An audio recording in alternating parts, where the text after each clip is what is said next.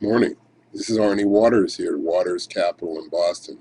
We love it when we're right. Gold came within a hair of $1,440 an ounce. So you've made a tidy profit over the last 7 or 8 days since we told you to load up in gold again.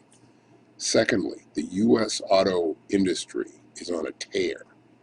What that means is actual sales are going up, not rebate, fancy deals. Actual sales are going up. What that means for platinum and palladium, which are key elements in catalytic converters, is that with platinum and palladium, I'll come back to the supply side in a second, but demand is taking off for these important elements in our clean air approach, in other words, catalytic converters. The other thing that's happened in palladium is that there's been a dramatic 15-year low in the number of ounces mined from the principal producer, which is Russia. So demand is up, supply is down, platinum up, palladium up, gold up. Now, we're not even going to talk about the civil war in Libya. We're not even going to talk about that. And we know you all are well aware that Libya is really not all that important to us, but is critical in Europe. And Libya is a principal supplier in Europe. In addition, Libya has that legendary light sweet crude, which is what is necessary for gasoline. Now, if you had I was horrified to see premium gas in the Milton area at about $3.90. That was a couple of days ago, so I don't know where it is now. But the reality is we're going to have a sharp spike in prices. Now, I'm about to say something which is completely contradictory to what I've just been talking about, my usual negative view of the world.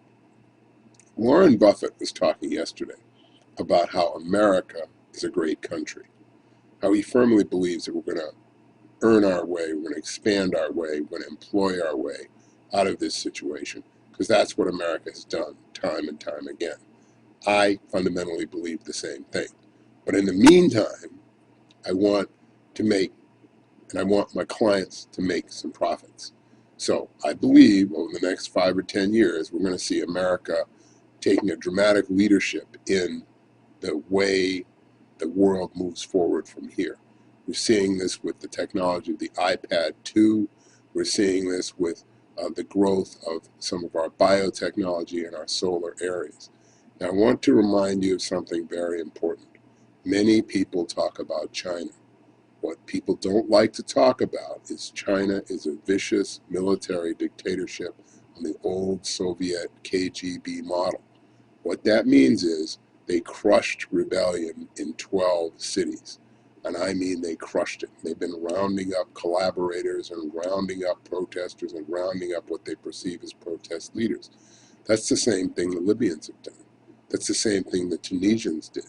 That's the same thing the Egyptians did. Didn't do them any good.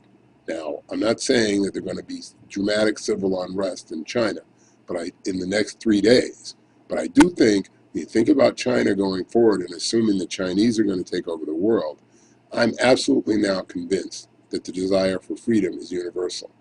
And what that means is not just in the Judeo-Christian countries, but everywhere around the world, people want to be free. And the Chinese are not going to be able to suppress their way out of this. Note, the Saudis threw a whole lot of money on the table, and their situation hasn't gotten any better. Final thought, remember, the Saudis lied about how much oil they had. So let's keep that in mind as well. This is Arnie Waters. Let's aim for those ice flows, not the open water. Keep swinging.